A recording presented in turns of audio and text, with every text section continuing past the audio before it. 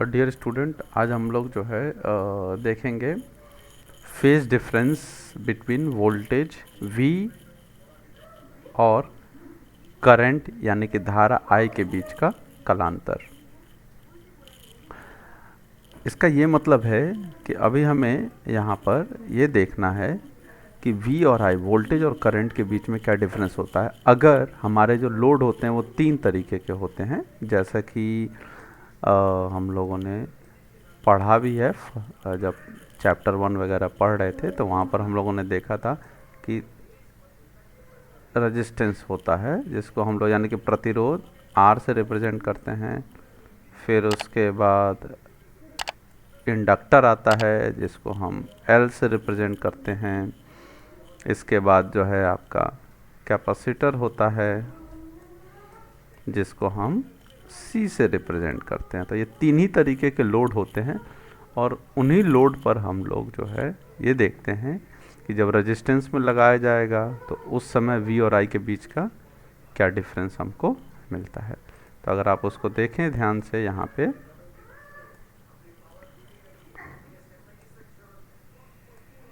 तो मैं अभी एक बार दिखाता हूँ आपको।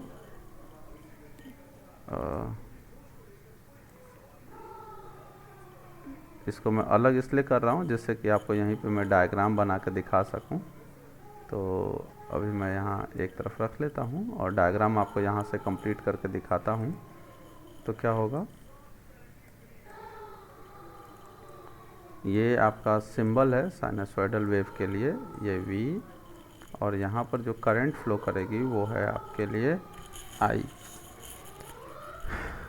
तो यहाँ पर जब भी हम वोल्टेज अप्लाई करते हैं तो यहाँ पर VT और IT ये दोनों हमेशा सेम फेज में होते हैं, यानी कि दोनों के बीच में कोई भी डिफरेंस नहीं होगा, सिर्फ मैग्नीट्यूड का अलग अलग होगा। तो इसलिए यहाँ पे देखिए ये जो वोल्टेज है वो VM, इसका मैग्नीट्यूड है वो बड़ा है, उसको बड़ा बनाया गया है, और I का मैग्नीट्यूड जो है वो छोटा है। दोनों एक ही साथ चल रहे हैं तो इसलिए I को छोटा बनाएगा। और दोनों VM और IM के बीच का एंगल यहाँ पे कितना है, एक तरफ से कह सकते हैं कि दोनों के बीच का एंगल क्या है, 0 डिग्री है। हमें ध्यान रखना है कि रेजिस्टेंस के केस में V और I के बीच का एंगल जो है वो 0 डिग्री होगा, इसलिए मैंने यहाँ पे लिखा है रेजिस्टिव लोड। इसके बाद आता है इंडक्टर की बारी। तो मैं फिर से एक बार जो ये इंडक्टर वाला हिस्सा है इसको मैं सेलेक्ट कर लेता हूँ जिससे कि आपको मैं दिखा सकूं।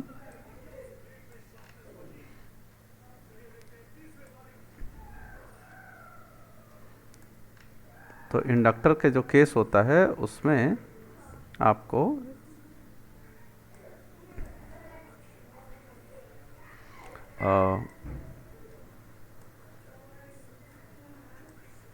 इंडक्टर के केस में आपको यहाँ पर फिर से वही वोल्टेज हम अप्लाई कर रहे हैं, कितना V, और करंट हम मान रहे हैं यहाँ पर कितनी है I। तो यहाँ देखा गया है कि V और I के बीच का एंगल चेंज हो जाता है, यहाँ पर लैग करती है, और लैग करती है अगर प्योर इंडक्टर होता है तो 90 डिग्री लैग करती है, लेकिन यहाँ पर आपका प्योर नहीं दिखाया गया, बस दिखाया गया कि हाँ ठीक है इंडक्टर है तो इंडक्टर के केस में वो लैग करेगी। लैग करने का मतलब है करंट जो है वोल्टेज से पीछे चलेगी। तो यहाँ पर वही चीज़ यहाँ दिखाई गई है कि ये है V और उससे करंट जो है वो लैग कर रही है, और ये आपका है फाई, ये है वही लैगिंग एंगल। यहाँ पर भी वही है, वोल्टेज है ये V और उससे पीछे चल रही है I, इसलिए यहाँ पे मैंने लिखा इंडक्टिव लोड।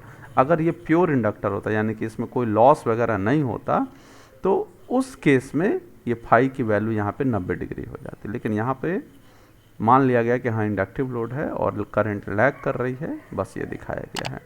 तो यहाँ पर देखिए तो ये V जो है 0 डिग्री से स्टार्ट हुआ है और यह 0 डिग्री से ठीक थोड़ी एंगल के बाद यानी कि फाई एंगल के बाद स्टार्ट हुआ है, तो इसलिए ये पीछे चल रहा है, लैग कर रहा है, इसलिए हम इसको यहाँ पे दिखाते हैं लैगिंग इस तरीके से।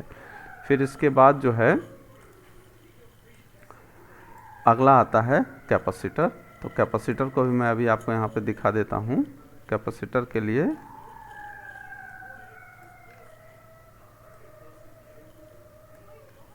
कैपेसिटर में जो करंट होती है वो लीड करती है।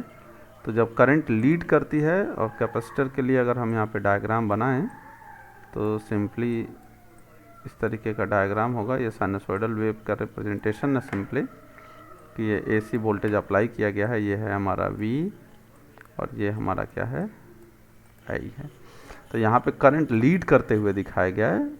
देखिए तो ये 0 से स्टार्ट हो रहा है वोल्टेज, और I जो है उससे थोड़ा पहले ही शुरू हो जा रहा है, यानी कि ये आगे स्टार्ट हुआ, लीड कर रहा है। तो इसलिए इसमें यहाँ पे जो करंट है वो आप देखिए तो आगे दिखाया जा रहा है, वोल्टेज से आगे फाई एंगल, तो इसको कहते हैं लीड करना। तो यहाँ पे 3 चीज़ें होंगी, लीड, लैग और फेज एंगल 0 डिग्री। तो रेजिस्टेंस के केस में 0 डिग्री होता है, वोल्टेज इंडक्टर के केस में V और I के बीच के एंगल जो है आपका लैगिंग होता है, करंट उसमें फाई एंगल से लैग करता है, जो कि यहाँ दिखाया गया था। इसके बाद कैपेसिटर के केस में करंट लीड करती है, वो यहाँ पे दिखाया गया, इसलिए मैंने यहाँ लिखा है कैपेसिटिव लोड। और वोल्टेजेस को भी इसी तरीके से हम यहाँ पे दिखा सकते हैं, जैसे यहाँ देखिए लिखा गया है कि Vm sin omega t, Im sin omega t plus phi, क्योंकि करंट लीड कर रहा है। यहाँ पर देखिए क्या दिखाया गया था, करंट लैग कर रही है तो Vm sin ओमेगा टी, और I के साथ ओमेगा टी माइनस फाई है। इस तरीके से हम लोग जो है वोल्टेज, करंट और उसके बीच के एंगल देख सकते हैं। यहाँ पे एक साथ बना के दिखाया गया है कि V और I के बीच के एंगल सेम फेस में है। ये रेजिस्टेंस के केस में होता है, प्रतिरोध के केस में। और उसके बाद ये V और I के बीच का एंगल जो है फाई है, और करंट लैग कर रही है, ये होता है हमारा इंडक्टर के केस में। और ये आपका I जो है वो V से लीड कर रहा है, ये केस होता है किसमें, कैपेसिटर यानी कि संधारित्र के केस में। ठीक है, तो इस तरीके से ये वाला जो चैप्टर लगभग कंप्लीट है। अगर आपको कोई भी समस्या होती है तो आप ज़रूर मुझसे पूछें, ग्रुप पे ज़रूर डालें। Thank you.